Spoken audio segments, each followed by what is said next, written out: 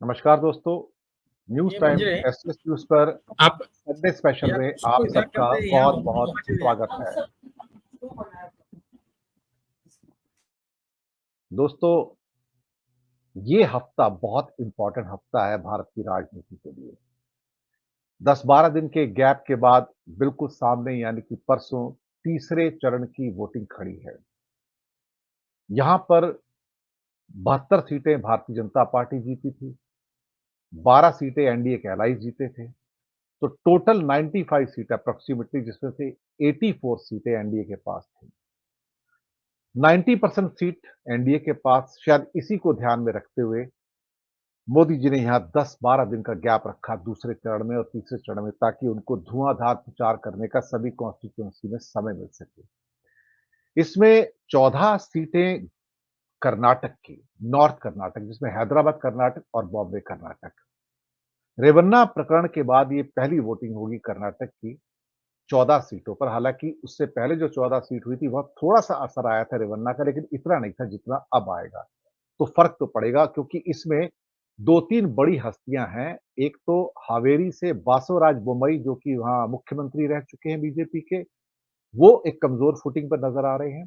दूसरा जगदीश शेट्टार बेलगाँव से लड़ रहे हैं और उनके खिलाफ हैं कांग्रेस के हैबलकर।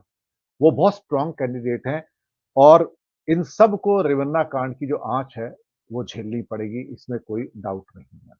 गुजरात 26 सीटें जा रही हैं यहाँ पर, एक ही दाँव के अंदर आएँगी और कई सीटें अब हाथ से निकलती हुई भारतीय जनता पार्टी के दिखाई दे रही हैं।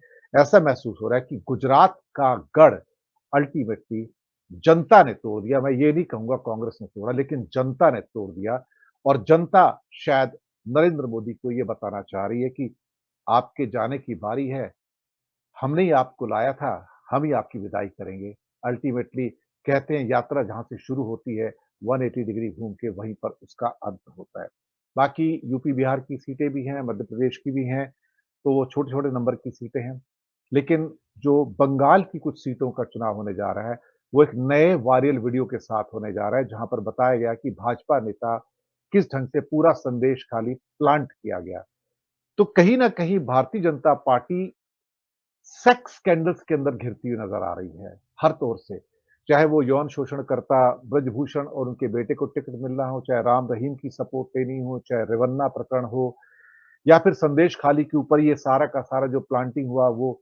तो कहीं न कहीं ऐसा लगता है कि भारतीय जनता पार्टी एक ऐसे मुद्दे के अंदर घिरती नज़र आ रही है जिसकी शायद उन्होंने कभी कल्पना नहीं की कि सेक्स स्कैंडल के अंदर उनका नाम जुड़ना शुरू हो जाएगा और वो महिलाओं के प्रति जो उनकी असंवेदनशीलता है वो निकल कर सामने आई। इस बीच में 3 मई को मणिपुर के 1 वर्ष हो गया हिंसा का, उसके ऊपर मैंने 2-3 एपिसोड किए हैं और मोदी जी 1 साल से वहाँ पर नहीं गए। मैं ये भी बता दूँ कि मोदी जी ने 1 साल के अंदर 162 यात्राएँ की, अलग-अलग क्या कहते हैं कि प्रदेशों की। कहाँ-कहाँ की यात्रा की लेकिन उनके पास एक यात्रा का समय नहीं मिल पाया। मेरे पास एक लिस्ट भी थी और अगर वो होगी तो मैं ज़रूर आपको बताऊँगा यहाँ पर। जी, यहाँ पर राजस्थान की 24 यात्राएँ, मध्य प्रदेश की 22 यात्राएँ, उत्तर प्रदेश की 17 यात्राएँ, गुजरात की 10 यात्राएँ, महाराष्ट्र की 10, छत्तीसगढ़ की 8, कर्नाटक की 8, तेलंगाना की 8, पश्चिम बंगाल की 7, तमिलनाडु की 6।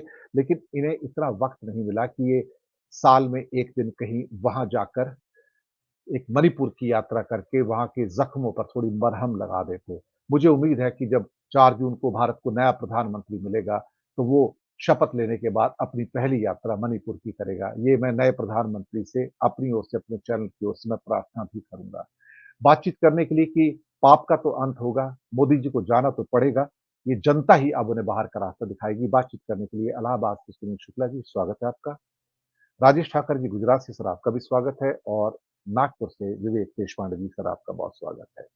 पहले राजेश जी मैं आपके पास आता हूँ आज। गुजरात 26 सीटें बहुत महत्वपूर्ण, लगता है कि वहाँ का किला उसमें दरारें आनी शुरू हो गई हैं।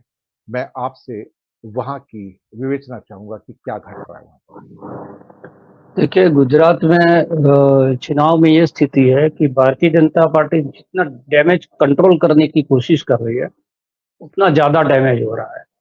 क्षत्रिय समाज जो था, वो तो बिल्कुल नाराज़ चल रहा था भारतीय जनता पार्टी से। उनको लगा कि बहुत समय है हमारे पास, कुछ न कुछ करके जो है उनको हम मैनेज कर लेंगे। लेकिन आज तक जो है क्षत्रिय समाज का जो विरोध है, उनके सम्मेलन है, वो भारतीय जनता पार्टी की परेशानी की वजह बने हुए हैं। उस बीच में एक पत्रिका ऐसी निकाली गई पाटीदारों के नाम पर, जिसमें लेहुआ पाटीदार और कड़वा पाटीदार दोनों का विभाजन हो, इस प्रकार का उसके अंदर कंटेंट डाला गया। क्योंकि ये लोग नहीं मान रहे थे कि क्षत्रिय समाज का जो धर्म रथ निकला है, उसका जब खत्म होने आएगा, तो बहुत सारे दिनों से हम ये कह रहे थे कि हो सकता है वो खोडलधाम, जो पाटीदार समाज का सबसे बड़ा आस्था का स्थान है और जहां से गुजरात की राजनीति जो है वो उसके बहुत प्रभाव उस पर पड़ता है, किसको टिकट देना किसको नहीं देना, दोनों पार्टी के बीच में। सरकार जो है उसमें प्रधानमंत्री हो, अमित शाह हो, यहाँ के मुख्यमंत्री हो, वो खोडलधाम की चौखट पे साल में एक बार किसी न किसी वजह से जाते हैं। तो क्षत्रियों का धर्मरथ जो है वो खोडलधाम गया आखिरी चरण में, और खोडलधाम में बहुत बड़ा जो है उसका स्वागत किया गया और ये कहा गया कि हम जो है इस समाज की जो भावना है उसके साथ है। तो एक बहुत बड़ा समाज जो लेहुआ पाटीदार समाज है, उसने और चिंता भारतीय जनता पार्टी की बढ़ा दी। तो उसको डैमेज कंट्रोल करने के लिए बिना किसी नाम किसी संस्था के एक खोडलधाम के नाम पर पत्रिका निकाल दी और उस पत्रिका के आरोप में 4 जो है लेहुआ पाटीदार युवकों को गिरफ्तार कर दिया गया। तो अब जो है पूरा ये समाज भी भारतीय जनता पार्टी के खिलाफ खड़ा है।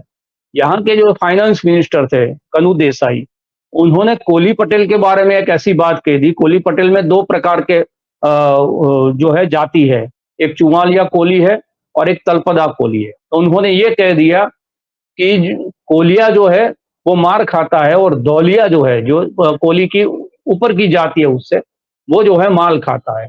तो कोली समाज भी उससे नाराज हो गया। 2 दिन से कोली समाज जो है वो शपथ लेने की लगा है। कोली समाज जो है वो उनकी माफी की मांग कर रहा है। तो एक और फैक्टर उसके साथ जुड़ गया। उसके साथ साथ ज्ञानीबेन ठाकुर के खिलाफ बाहर से ठाकुर समाज के लोगों को लाकर उनको हराने के जितनी भी कोशिश की गई, वो कोशिशों के अंदर भी भारतीय जनता पार्टी कहीं ना कहीं ठाकुर समाज की नाराजगी का कारण बनी है। तो एक सोशल इंजीनियरिंग जो था, बहुत दिनों के बाद हमको ये दिख रहा है, क्षत्रिय समाज का जो आंदोलन था बिल्कुल गैर राजनीतिक आंदोलन था। उन्होंने अपने मंच को किसी राजनीतिक व्यक्ति, वो कांग्रेस का हो, आम आदमी पार्टी का हो, भाजपा को हो, उसको शेयर करने नहीं दिया। उसके प्लेटफॉर्म पर उन्होंने कहा था हम किसी भी राजनीतिक व्यक्ति को उसमें आने नहीं देंगे। लेकिन आखिरी दिनों में जब उसका ये धर्मरथ है, उसका आखिरी चरण था, तब यहाँ के पूर्व मुख्यमंत्री शंकर सिंह वघेला को बाकायदा आमंत्रण दिया गया और शंकर सिंह वघेला ने 2 बड़े क्षत्रिय सम्मेलन के अंदर एक ऐसी बात कह दी, जो बात 7 मई के बाद भी गुजरात की जो राजनीति है, उस राजनीति कौन सी दिशा में जाएगी, ये अब चर्चा होनी शुरू हुई है।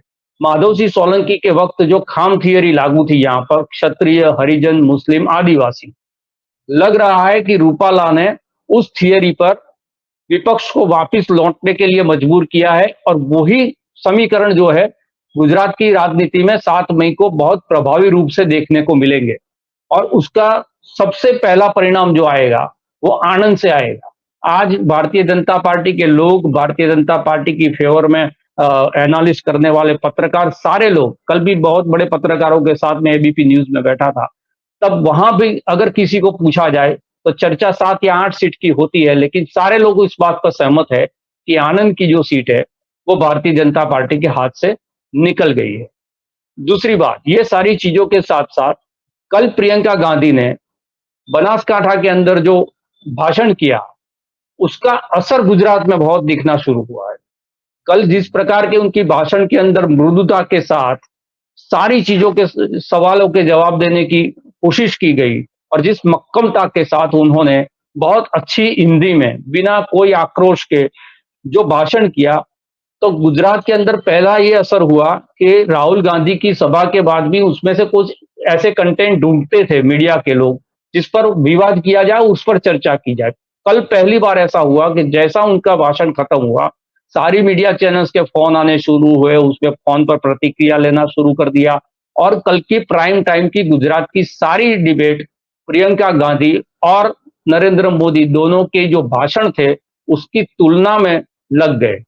और सारे लोगों ने इस बात को कबूल किया कि एक तरफ से बहुत तल्खी, बहुत हल्की बात, बहुत ऐसी बात जिसमें कोई तर्क नहीं थे, सिर्फ जो है किसी को गाली देने का मकसद था, किसी को नीचा दिखाने का मकसद था। और दूसरी तरफ मोदी जी, माननीय मोदी जी कहते कहते मोदी जी की हर बात का उस प्रकार से प्रियंका गांधी ने जवाब दिया। वो जवाब देने के साथ साथ उन्होंने वहां की जो लोकल राजनीति थी उसको एड्रेस किया।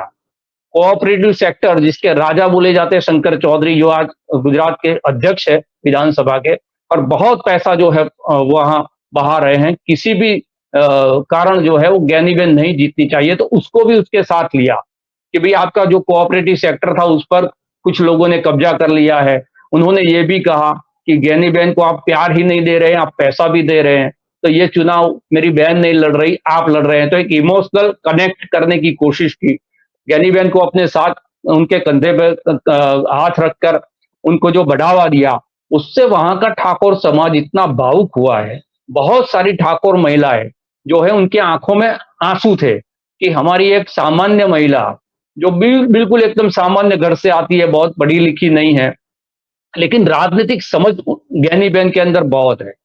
तो प्रियंका गांधी जैसी बड़ी नेता ने जब उसके साथ खड़ा हुआ, उनका कहा कि मैं मेरी बहन के लिए स्पेशल आई हूं, और जब कोई किसी महिला को मैं लड़ता हुआ देखती हूं तो जो है मैं अवश्य वहां पर जाती हूँ। ये बात कहते कहते उन्होंने राजपूत समाज वाला इश्यू भी छेड़ दिया।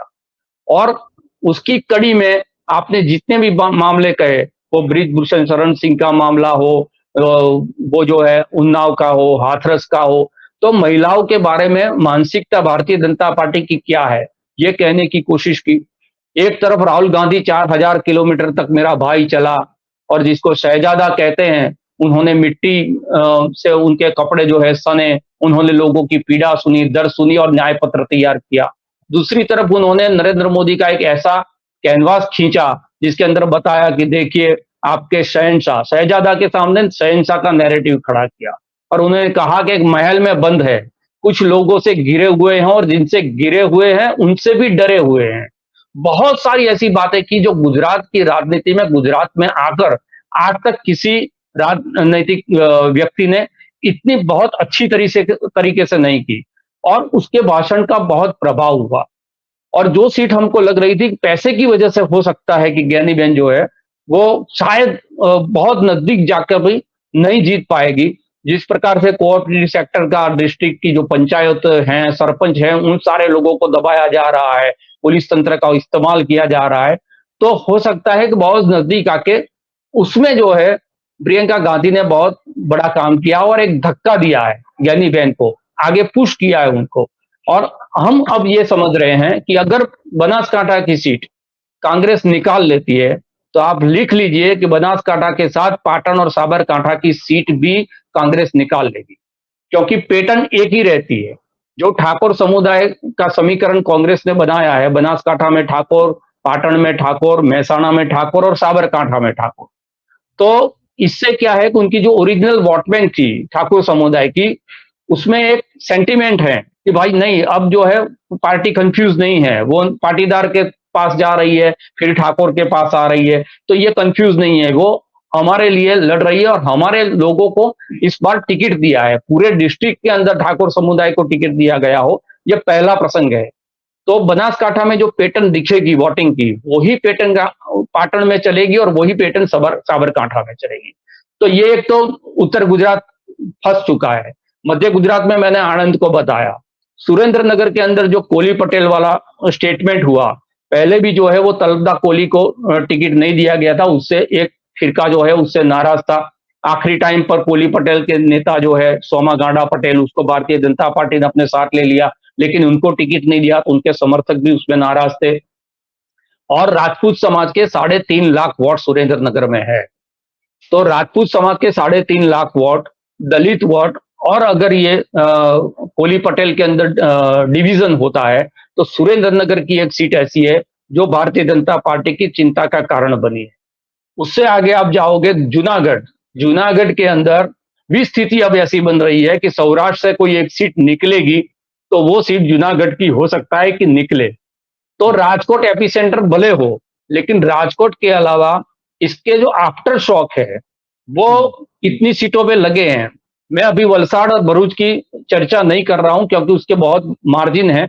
बहुत सारे पत्रकार गुजरात में अब पहले 4 फिर 6 अब 8 सीटों की चर्चा करते हैं। लेकिन मैं समझता हूं कि मैंने जो 5 सीट की है वो 5 सीट के अंदर हो सकता है। आनंद तो मैं बोल रहा हूं कि अगर नहीं जीती कांग्रेस तो वो आश्चर्य का कारण होगी कि क्यों नहीं जीते।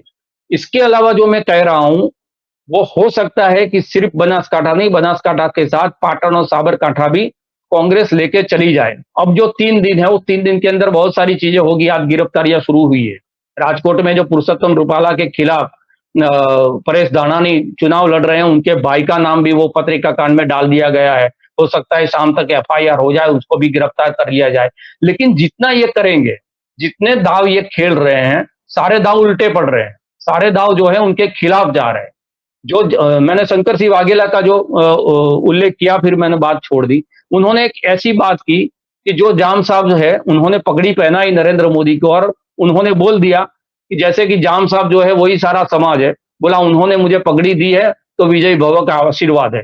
शंकर सिंह वाघेला ने यह कहा कि इन लोगों को, जो ये रजवाड़े के लोग हैं, जो राजवी हैं, जो पगचंपी कर रहे हैं भारतीय जनता पार्टी की, उनको हिज हाइनेस कहना बंद कर दीजिए। उनको कहिए कि अगर हमारी बहन बेटी आपकी बहन बेटी नहीं है तो गेट लॉस्ट। राजवी परिवारों के खिलाफ शंकर सिंह वाघेला ने पूरे मन से कहा कि उनको कह दीजिए गेट लॉस्ट, और 10 मिनट तक तालियां बजी उस सम्मेलन में। और उसके बाद उस 2 सम्मेलनों के अंदर और शंकर सिंह वाघेला को बुलाया गया और उन्होंने ये कहा कि चुनाव के परिणाम जो भी आए, आपने एक लड़ाई शुरू की है। क्षत्रिय समाज कभी एक नहीं होता था, आज एक हुआ है। तो ये लड़ाई 7 मई को खत्म नहीं होती। गुजरात के अंदर क्षत्रिय राजनीति जो है वो तय करती थी कौन मुख्यमंत्री बने, कौन नहीं बने। तो आने वाले 3 या 4 साल है, उसके अंदर ऐसी राजनीति खड़ी करो कि क्षत्रिय समाज के खिलाफ बोलना तो ठीक, क्षत्रिय समाज ये तय करने लगे कि इस राजनीति को किस दिशा में हमें ले जाना है। तो एक और समीकरण गुजरात के अंदर इस इश्यू के अंदर बन रहा है। तो ये सारी चीजों को कुल मिलाकर आप देखें तो गुजरात का चुनाव बहुत इंटरेस्टिंग मोड पर है। कल का वोटिंग कितना होता है, किस कॉन्स्टिट्यूएंसी में कितना वोटिंग होता है, ये भी बहुत महत्वपूर्ण रहेगा। तो 5 लाख वाली बात बोलना भारतीय जनता पार्टी ने मना कर दिया है अभी सारे नेताओं को। ये कहा है कि बहुत अच्छा जो है वो विजय हमारा होगा। ये कहना, कल अमित शाह ने भी ये कहा कि सारी सीटों पर बहुत अच्छा मार्जिन से जीत रहे हैं। पत्रकार ने उनको पूछ किया कि 5 लाख, तो उन्होंने बोला आप उसमें मत पड़िए। तो यह 5 लाख वाला इस बात है, उन्होंने खुद ने छोड़ दी है। तो बहुत इंटरेस्टिंग मोड पर गुजरात की राजनीति है। अगर यहाँ पर 1 और 1 से ज्यादा 3 सीट अगर निकल जाती है तो आप समझ लो कि भारतीय जनता पार्टी के लिए सिर्फ गुजरात नहीं है, गुजरात जहां से नरेंद्र मोदी की राजनीति शुरू हुई है, हो सकता है कि वो राजनीति रिवर्स गियर में उनको वापस गुजरात भेज दे। जी, मुझे लगता है बहुत बेहतरीन पिक्चर पेश की है आपने गुजरात की।